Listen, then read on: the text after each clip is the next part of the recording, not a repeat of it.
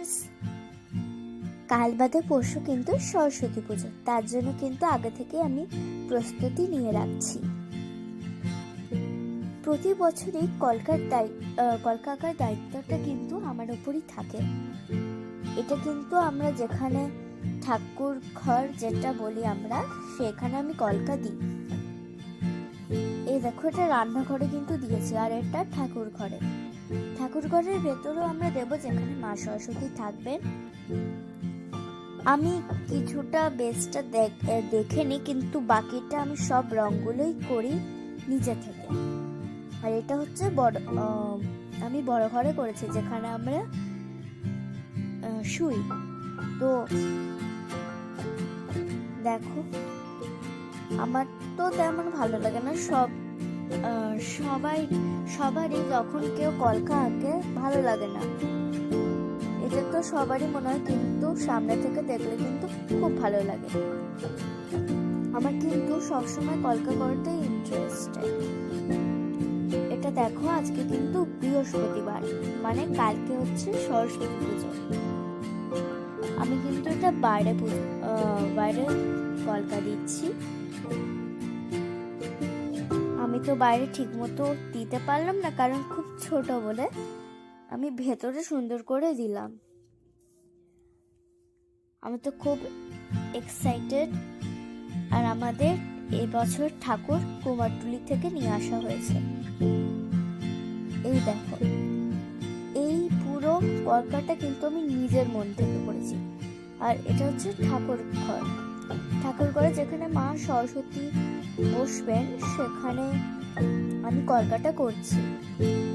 আর ততক্ষণে কিন্তু রঙও ফুরিয়ে এসেছিল, তাও কিছু করে খুঁজেই আমি পেয়ে গেছি। এটা হচ্ছে আমার মা সরস্বতী, আর এটা হচ্ছে আমার মায়ের মা সরস্বতী, মানে একই হলো দুজনাই।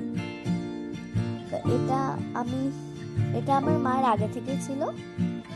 আর এটা আমরা কি যেন বলে 2024 কিনেছিলাম। এই দেখো, আমি মোচার জায়গা পাচ্ছি না, রুমাল আমাদের ঘরেই নেই, তার জন্য কাগজে মুছছি। সবসময় সাদা রংটাই কাজে লাগে, তার জন্য ফুরিয়ে যায়। এই ডিজাইনগুলো, পেছনের ব্যাকগ্রাউন্ডগুলো আমার মায়ের করেছে। আর চালচিত্র চেয়ারগুলো আমি কিন্তু নিজেই বসিয়েছি। আর আমার মা কিন্তু ঠাকুরটা রেখেছে। আমি তো দেখতে চাইছিলাম কখন ঠাকুরটা খুলবো, আর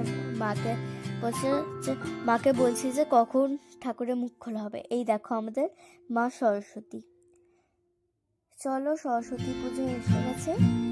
আমরা ভোর 4টার সময় উঠেছিলাম, আর পুরোহিত মশাই এসেছিলেন হচ্ছে 6টার সময়। এই দেখো, আমরা কিন্তু কিছুক্ষণ পর অঞ্জলিও দেব।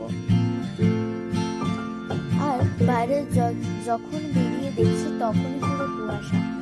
কি দারুণ, সবার ঘর থেকে ধুনোর গন্ধ বেরোচ্ছে না, পুরো দেখার মতো। আর এই পরিবেশটাকে উপভোগ করতে হয়। তা এখন আর কথা বলছি না, চলো দেখি। আর যদি তোমাদের সরস্বতী ঠাকুরকে দেখতে অসুবিধা হয়, তাহলে তোমরা কিন্তু একটু এগিয়ে ভিডিওটা দেখতে পারো, কারণ এখানে পুজো করছি, তো তার জন্য দেখা যাবে না, এটা অসম্ভব। কিছু সময় তোমরা হয়তো মুখ দেখতে পাচ্ছ অল্প, কিন্তু ঠাকুরের মূর্তি দেখতে পাবে না। কিছু সময় দেখা যাচ্ছে। আর এটা কিন্তু আমাদের সিংহাসন আগের বছরই কেনা হয়েছে। আর আমরা দেখো, পেছনে দুটো পালকটা, ওটা আমিই বলেছিলাম নাকি কিনতে। এই দেখো, আর আমাদের কিন্তু সোফার উপরে একটা টেডি আছে। আর এখনো কিন্তু পুজো হয়ে যাচ্ছে। আমাদের ঘরে কিন্তু ঠাকুর মশাই প্রথম পুজো করেছে। আমি প্রচন্ড আঁকতে ভালোবাসি বলে আমি মাকে একটা ছবি এঁকে উপহারও দিয়েছি। আর সবাই যেমন এরকম বইয়ের ভান্ডার সরস্বতী পুজো দেখে, তাই আমার বেশি বই রাখতে হয় না, কারণ সরস্বতী পুজোর পরই আমার পরীক্ষা শুরু হয়ে যায়, তার জন্য আমাকে পড়তেও হয়। এই দেখো, আমি তাও জুম করে দেখালাম, তোমরা দেখতে পাচ্ছ কিনা। এই দেখো, একটু একটু কিন্তু দেখা যাচ্ছে, গোটা বডি দেখা যাচ্ছে। খুবই সুন্দর কিন্তু মা সরস্বতী, পুরো দেখার মতো।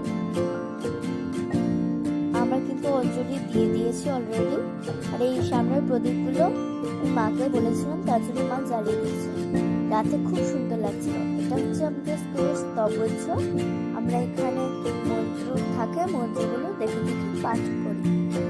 আর আমার আঁকার প্রচন্ড শখ, তার জন্য আমি আঁকার জিনিস বেশিরভাগ দিয়েছি। ঠাকুর মশাই কিন্তু চলে গেছেন, আর পুজোও শেষ। সেই সুযোগে আমি কটা ছবি তুলে নিলাম, কারণ আমার স্কুলেও অঞ্জলি দিতে যেতে হবে।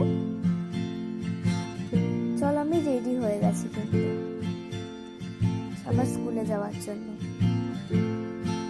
এটা কিন্তু আমার স্কুল না, এটা আমার হচ্ছে পুরনো স্কুল, ছোটবেলার স্কুল। ছোটবেলায় আমাদের বাড়ির কাছেই বলা স্কুলটা, আমার প্রতি বছরই সরস্বতী পুজো আমরা দেখতে যাই। এবার সরস্বতী ঠাকুরটা কিন্তু খুবই ভালো হয়েছিল, আর খুবই দেখার মতন ছিল। চলো এখন রাখি, এবার তো বাড়িও যেতে হবে খিচুড়ি ভোগ খেতে। তোমাদের যদি খুব ভালো লাগে এই ভিডিওটা, তাহলে লাইক এবং সাবস্ক্রাইব করে